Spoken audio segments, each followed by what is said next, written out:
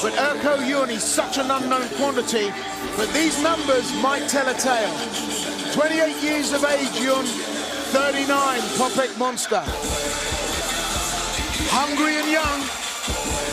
Well, does that beat old and experienced? 1-0, 3-3. Those are the Fightonomics. Let's see how it plays out, because this is scheduled for three-minute rounds. Erko Yun takes on Popek monster. The big boys are out to play. Knockout is the word. Popek tends to get one or succumb to one. Erko Yun 1-0. Undefeated with that beautiful KO last time.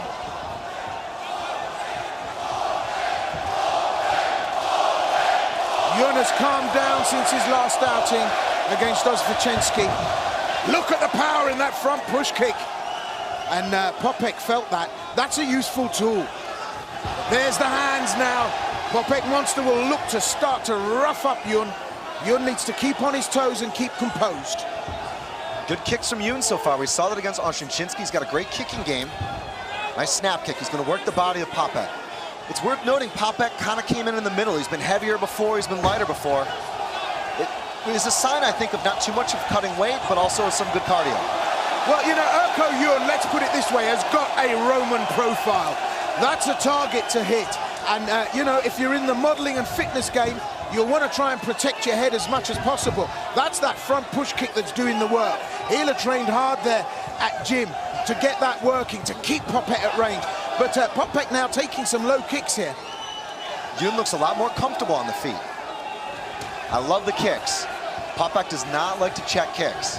He's head-downing right now. Well, Yun fights out of the same gym, of course, as Roberto Soldic. They'll have been training kickboxing like it's going out of fashion. They go for the clinch, and this is where Popek now might have a slight advantage. Thomas Bronda, referee, just checking that no one's clinching the wire, gripping the wire. Just look at the power of Popek as he bulls Yun right onto it. He's got double underhooks here. This is a good position. He needs to get those hands together. You can see him working the grip there. If he could put Yun on his back, that would be untested territory for Yun in competition. Yun doesn't really want to go, breaks it up. They're back to the upright. And I think fitness is going to be the tester here. Superman punch attempt. But look at the low kick. Yun fires them in. They're punishing and they're powerful. That was nice targeting from Yun. He actually went to the rear leg. Popek lifted his lead leg to check. Yun is starting to confuse him here. Popek wants to check because it's hurt him. If Yun can mix it up, that'll be the difference.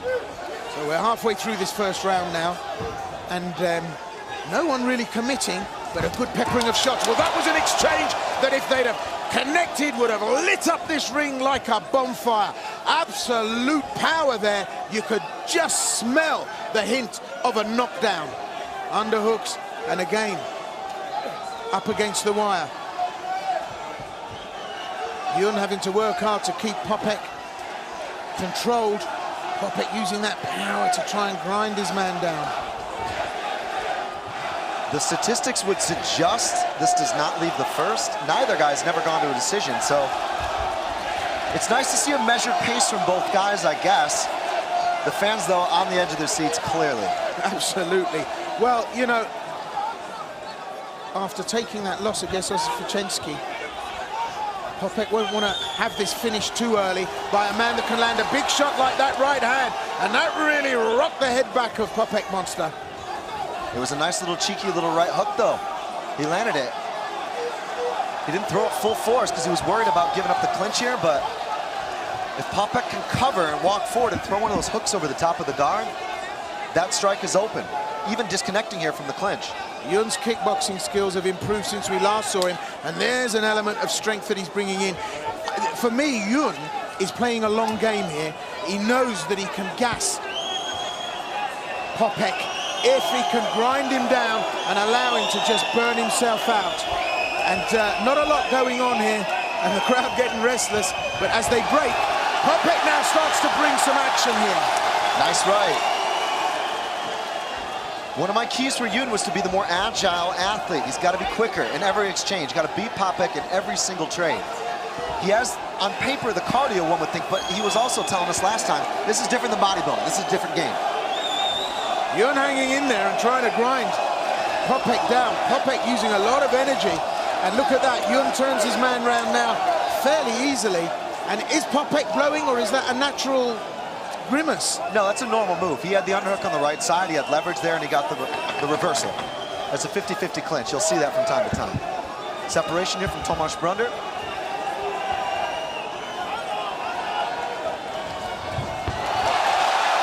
So a stumble there off the kick. What an interesting first round.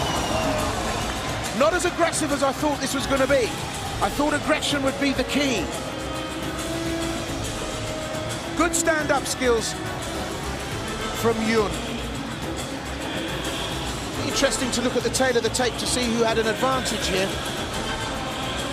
But both fighters keeping very, very composed. Well, that's an awful lot of explosive to have lying around with not taking care, you know? He looks better than the last time we saw him hit the second, though, and that for me is the difference. Popek came in shape. That was my big key for him, was to make sure he had a good training camp to address the cardio that had previously plagued him. This is what I mean, though. He's kind of covering up, dipping, whipping those punches in. And there's dirty boxing going in on the inside there, because Popek's just under the chin of Yun. Yun has got the height advantage, and Popek gets his head under and brings it up, and Yun is just watching that Roman profile of his. Popek's landed some good headshots here. Yun has turned away a couple of times, slipped the shots, but he doesn't want to be on the receiving end of them. So they go to two, and, well, as we say, much less aggression than we thought there would be. Yeah, both guys are rolling with the punches. They're both kind of throwing at the same time. It's been a dicey affair. This is the thing, though. With this kind of power, it could all turn on a sixpence. Round two of the scheduled three here. Again, Yun working the low kick.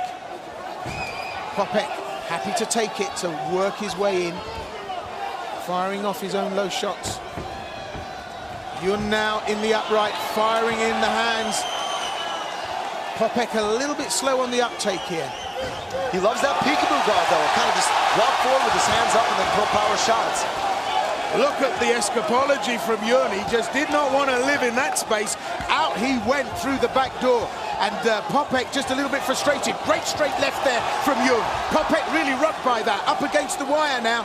Can Yun advantage himself here? Do you think Yun wants to go to the ground? One of my keys for both guys was to get the takedown and stay on top and get it early. Neither guy wants to be on their back. Neither of them have a, shall we say, diplomatically, a particularly effective jiu-jitsu game off their back. So, well, yeah, none of them want to go to the ground at all. They want to keep this stand-up. So it's about knocking each other over. I mean, pre-fight interview, they were saying, you know, I want to finish this early. I want to knock him out, you know, and it was all about, you know, big shots and power. But seems to me it's going that way. No one going to the ground. But if somebody could chuck a wrench into the scheme of things and get that takedown, it could turn it all around. There's no doubt Popek nearly stopped Oshinshinsky. There we go. See what I mean? Goes head inside single leg. Can't run the pipe, tries to drive forward. Can he swap up to something else? It looks to me like it's going to be tough at this point. It's all about that reshot. He turns the corner, does it away from the fence, and gets that takedown. He nearly had it. Oh, no, great stuff. Yun caught him resting. What a change of tempo there, and Yun goes round to the back. And Popek gives it up, he turtles, but Yun now completely on there, riding him like a cowboy. He's got his hand under, and now he starts to fire in the shots. And this is a dreadful position now for Popek Monster as Yun windmill shots. Thomas Brunder stops it, it's a TKO. Erko Yun has won his second MMA bout in the second round. Popek Monster, a spent force here. How did that happen, Chris? Erko Yun did exactly what I thought he needed to do. He needed to turn things into a different way. Popek got the takedown, actually